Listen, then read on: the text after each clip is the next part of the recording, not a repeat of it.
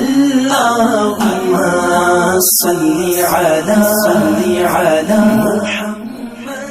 نحمده ونصلي ونسلم على رسوله الكريم اما بعد فاعوذ باللہ من الشیطان الرجیم بسم اللہ الرحمن الرحیم۔ محترم سامعین، السلام علیکم ورحمۃ اللہ وبرکاتہ۔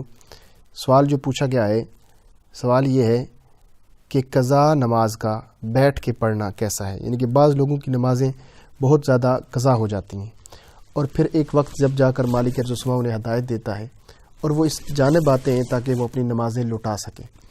اب اس شخص کی بہت ساری نمازیں قضا ہیں تو اب وہ چاہتا ہے کہ وہ لوٹائے، اب وہ بیٹھ کے پڑھنا ان نمازوں کا کیسا ہے؟ نحمدہ ونصلی علی رسولہ الکریم اما بعد فاعوذ باللہ من الشیطان الرجیم بسم اللہ الرحمن الرحیم۔ اگر نمازیں خدا نخواستہ قضا ہو چکی ہوں اور اللہ تعالیٰ ہدایت دے اور یہ احساس پیدا ہو کہ نمازیں دہرانی ہیں، پہلی بات تو یہ کہ نماز قضا کرنے کا جو گناہ ہے اس سے توبہ بھی کرنی ہوگی اور پھر نمازوں کو دہرانا بھی ہوگا۔ لیکن جو فرض نمازیں ہیں اور اسی طرح جو وتر ہیں اور فجر کی جو سنتیں ہیں، ان میں قیام فرض ہے، ان میں قیام کرنا ضروری ہے۔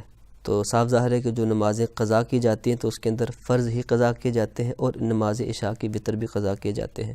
تو لہذا جو قضا نمازیں ہوتی ہیں اس میں چونکہ فرض اور وتر ہوتے ہیں، اس کے اندر قیام فرض ہے، تو ان کو بیٹھ کے نہیں ادا کیا جا سکتا، قیام کرنا پڑے گا، بغیر شرعی عذر کے نہیں بیٹھ کے پڑھا جا سکتا۔ ہاں اگر کوئی شرعی عذر ہو تو وہ الگ بات ہے۔ اللہ تعالی ہم سب کو نمازوں کو وقت پر ادا کرنے کی توفیق عطا فرمائے۔ اللہ تعالی اس سے بچائے کہ ہم نماز قضا کرنے کا گناہ اپنے ذمے پر لیں۔ اللہ تعالی ہم سب کی گناہوں کو معاف فرمائے اور جن کی نماز قضا ہو گئی ہیں وہ اپنے نمازوں کو دہرائیں اور توبہ بھی کریں۔ اللہ تعالی عمل کی توفیق عطا فرمائے۔ وآخر دعوانا ان الحمدللہ رب العالمین۔ اللهم صل على